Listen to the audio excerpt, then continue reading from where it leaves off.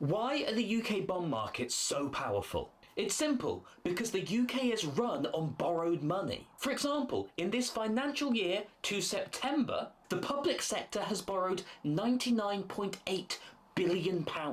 And this was 8.6% more than September 2024, meaning we are still having to fill gaps in public spending by borrowing money. And the UK bond market has come under the spotlight in the last few years by torpedoing Liz Truss's premiership and supposedly keeping Rachel Reeves in a job. But how has it become this powerful that politicians will now kowtow out of the market at any time it gets spooked? Well, because public sector borrowing currently stands at 95.3% of GDP. And in the last financial year, the government spent an estimated £124 billion on debt interest payments alone, or 3.7% of GDP. And debt interest payments are forecast to be 8.3% of the entirety of government spending by 25-26. All of this adds up to a problem. The UK is spending vastly more than it's bringing in, and the cost of this is only set to rise. And the people willing to lend us money,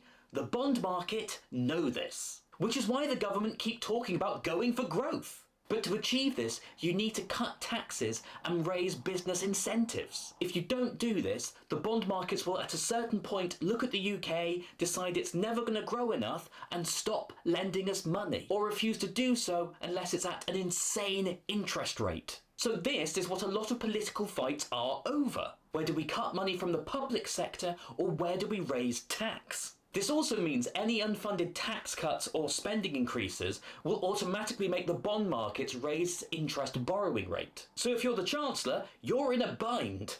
Which is why Rachel Reeves is going for another tax raid.